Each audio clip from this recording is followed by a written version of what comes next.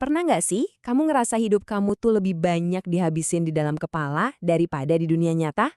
Nah, dalam beberapa menit ke depan, kita bakal bongkar bareng-bareng cara mengubah semua pikiran itu jadi aksi. Siap untuk benar-benar mulai hidup? Yuk kita mulai.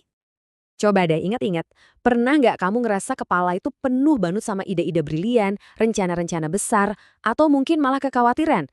Tapi anehnya, nggak ada satupun yang kejadian. Kalau pernah, tenang, kamu nggak sendirian. Ini perasaan yang umum banget. Nah, ternyata perasaan kejebak itu ada namanya loh. Dan di zaman sekarang yang serba banyak pilihan ini, jebakan ini makin sering kita temui. Yuk kita bedah bareng apa sih yang namanya jebakan overthinking ini? Bayangin deh, di satu sisi, di kepala kita itu rame banget. Ada badai pemikiran, ide-ide, rencana. Tapi di sisi lain, di dunia nyata, semuanya sunyi senyap. Kayak ada jurang yang dalam banget gitu, antara apa yang kita pikirin dan apa yang kita lakuin. Nah, ini nih istilah psikologisnya. Analysis paralysis. Pernah nggak sih, kamu mau milih sesuatu, terus kamu riset semua pilihan sampai pusing 7 keliling dan ujung-ujungnya malah nggak milih apa-apa? Nah, itu dia.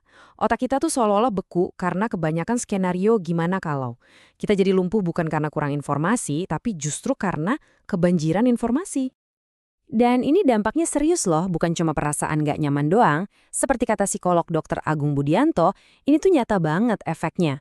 Overthinking itu secara langsung nyuri rasa puas dan bahagia yang seharusnya kita dapat dari sebuah pencapaian.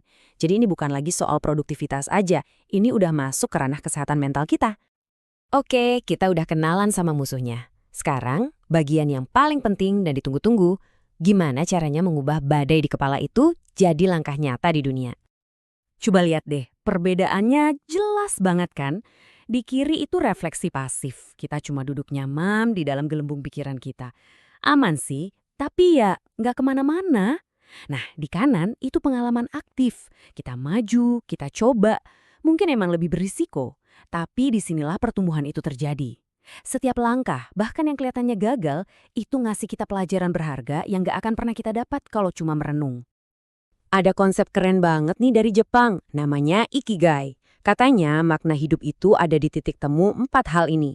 Apa yang kita cintai, apa yang kita jago, apa yang dunia butuhin, dan apa yang bisa ngasih kita penghasilan.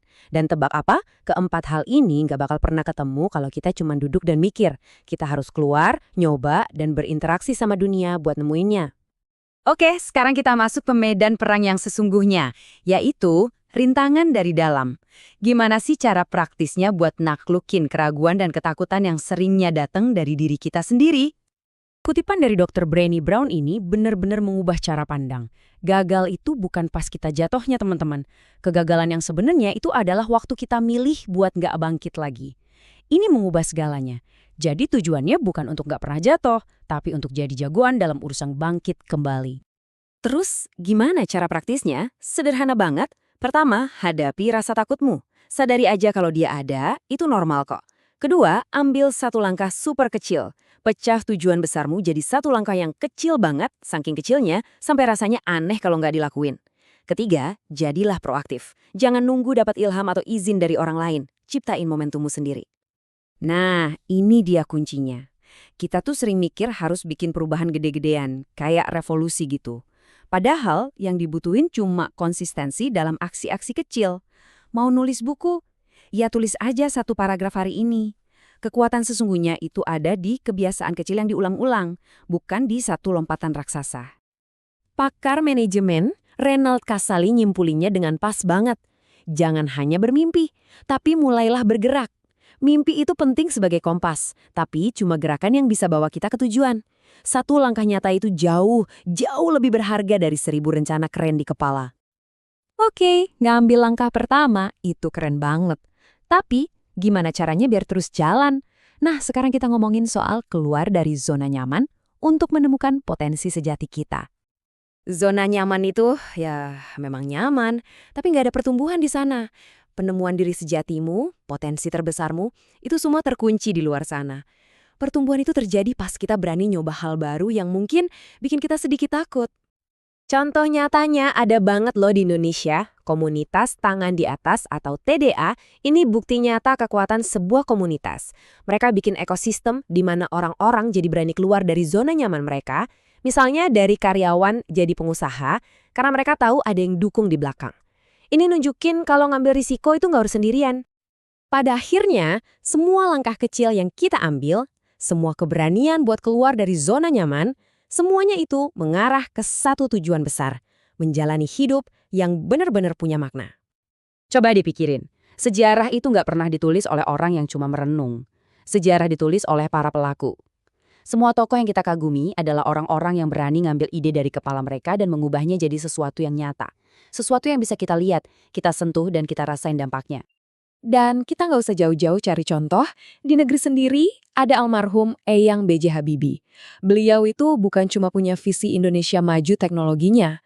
Beliau itu bertindak. Beliau belajar mati-matian, membangun pesawat dan menerapkan visinya. Beliau adalah wujud nyata dari kekuatan sebuah tindakan. Jadi, apa 3 kunci yang bisa kita bawa pulang dari obrolan kita hari ini? Pertama, ingat, overthinking itu jebakan, dan tindakan adalah kuncinya. Kedua, mulai dari yang paling kecil. Kekuatan itu ada di konsistensi, bukan di ukuran langkah. Dan ketiga, beraniin diri sedikit aja keluar dari zona nyaman setiap hari, karena disitulah keajaiban terjadi. Semua ini nggak akan ada artinya tanpa tindakan nyata dari kamu. Jadi, aku mau tutup dengan satu pertanyaan. Bukan besok, bukan minggu depan, tapi hari ini. Apa satu langkah paling kecil yang akan kamu ambil untuk bergerak dari sekedar berpikir menjadi benar-benar menjalani hidupmu? Dapatkan e-book Stop Overthinking, 5 langkah keluar dari jerat pikiran berlebihan sekarang juga, dan mulai perjalananmu menuju pikiran yang lebih jernih dan hidup yang lebih bermakna. Klik link di deskripsi sekarang juga.